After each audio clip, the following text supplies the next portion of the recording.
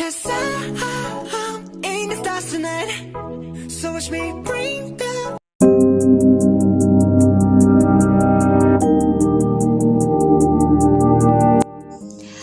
Hai, halo, salam damai dan sejahtera bagi kita semua.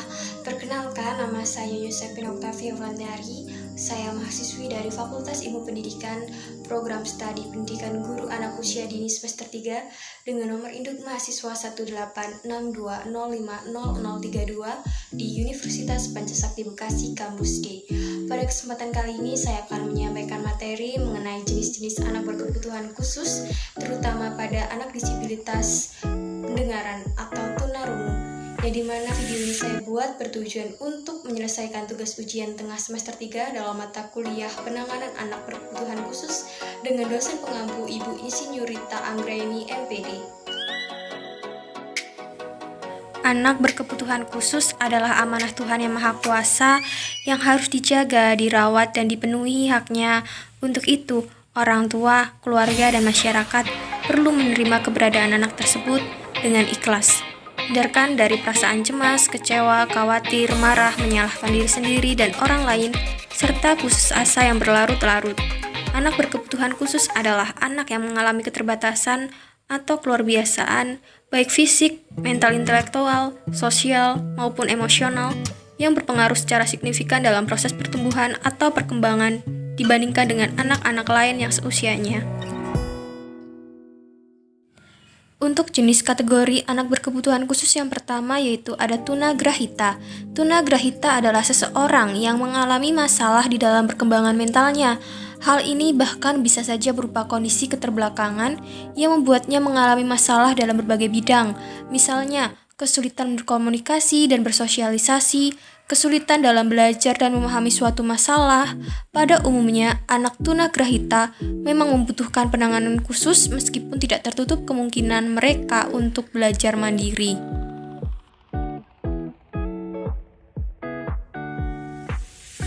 Selanjutnya ada tunanetra.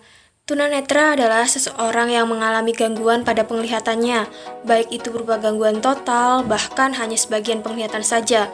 Dalam kondisi seperti ini, seorang anak haruslah mendapatkan pendidikan kebutuhan khusus sejak dini, terutama jika kondisi ini memang dibawa anak sejak lahir.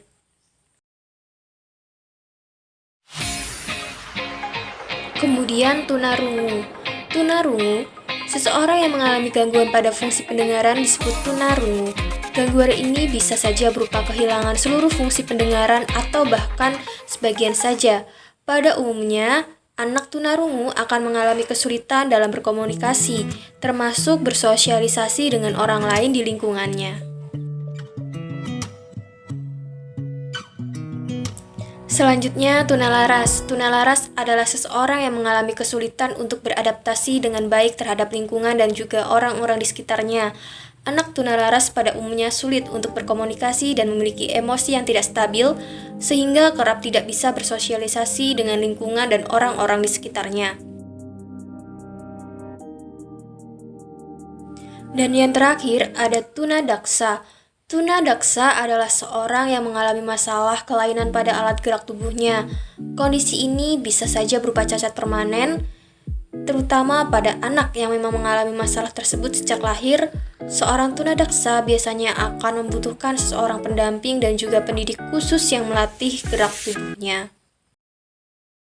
Selanjutnya di sini saya akan membahas mengenai anak dengan disabilitas pendengaran atau tunarungu.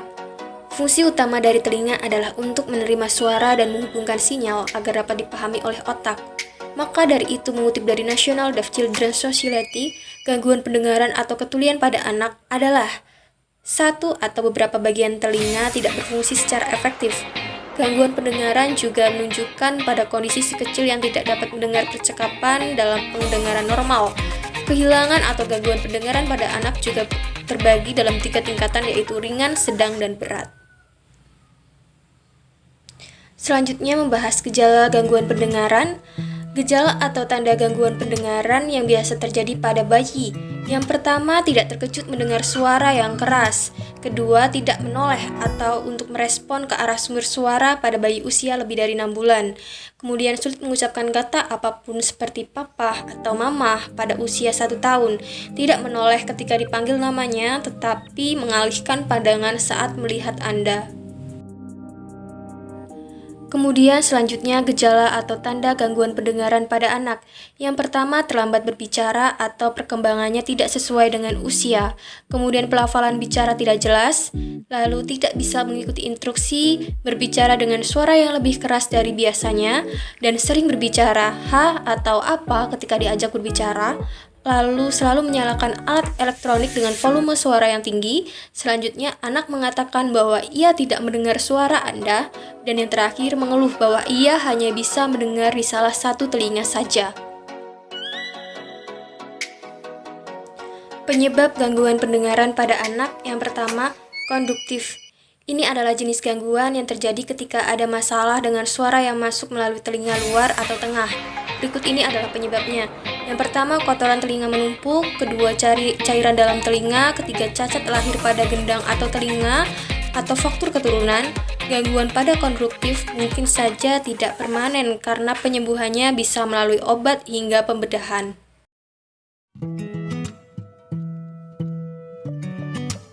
Penyebab selanjutnya yaitu sensorineural.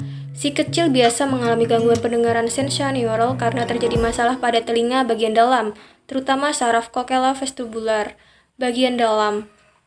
Penyebab dari gangguan pendengaran jenis ini antara lain perkembangan abnormal dalam rahim, penyakit atau infeksi tertentu, efek pengobatan, tumor, terlalu sering mendengarkan suara keras. Perlu orang tua ketahui bahwa jenis gangguan pendengaran sensorineural bersifat permanen, tetapi kemungkinan dapat diatasi dengan alat bantu dengar.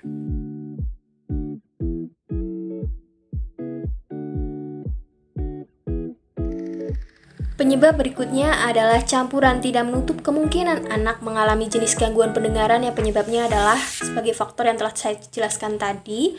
Apa saja faktor resiko gangguan pendengaran? Berikut ini adalah resiko lainnya yang dapat meningkatkan si anak mengalami gangguan pendengaran. Yang pertama, riwayat kesehatan keluarga. Kedua, otoditas media. Ketiga, kelainan kraniofacial.